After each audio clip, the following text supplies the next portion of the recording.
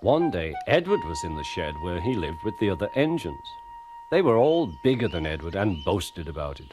"The driver won't choose you again," said Gordon. "He wants strong engines like us." But the driver and fireman felt sorry for Edward. "Would you like to come out today?" "Oh, yes, please," said Edward. So they lit his fire, made lots of steam, and Edward puffed away. The other engines were very cross at being left behind.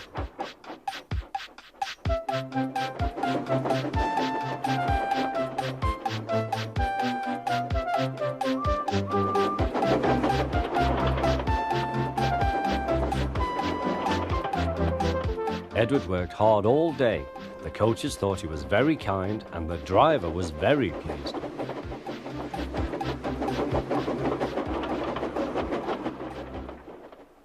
"I'm going out again tomorrow," Edward told the other engines that night. "What do you think of that?" But he didn't hear what they thought, for he was so tired and happy that he fell asleep at once. Next morning, Edward woke up to find nothing had changed. Gordon was still boasting. "You watch me, little Edward, as I rush through with the express. That will be a splendid sight for you. Goodbye, little Edward. Look out for me this afternoon."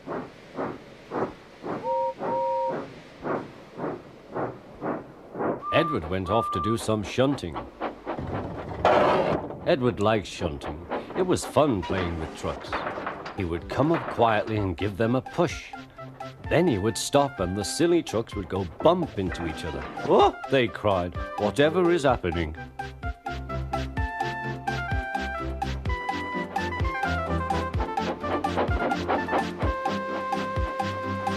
Edward played till there were no more trucks. Then he stopped to rest. Presently he heard a whistle. Gordon was very cross. Instead of nice shining coaches, he was pulling a lot of very dirty trucks.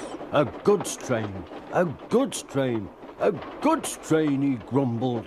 "The shame of it, the shame of it, oh, the shame of it." Edward laughed and went to find some more trucks. Then there was trouble.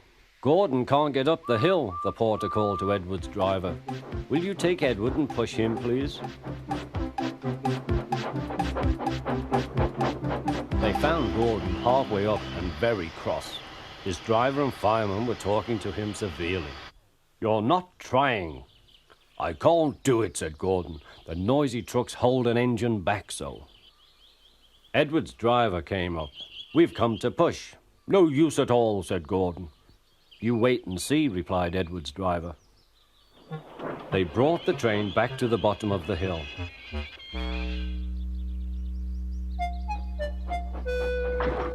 "I'm ready," said Edward. "No good," grumbled Gordon. They pulled and pushed as hard as they could.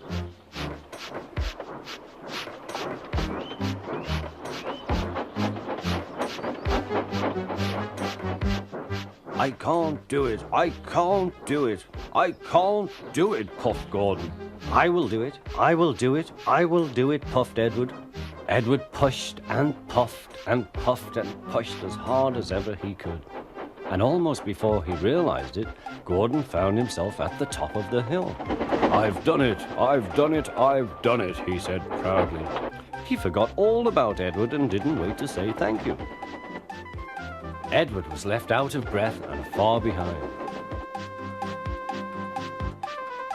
He ran on to the next station, and there he found that the driver and fireman were very pleased with him. The fireman gave him a nice long drink, and the driver said, "I'll get out my paint tomorrow and give you a beautiful coat of blue with red stripes. Then you'll be the smartest engine in the shed."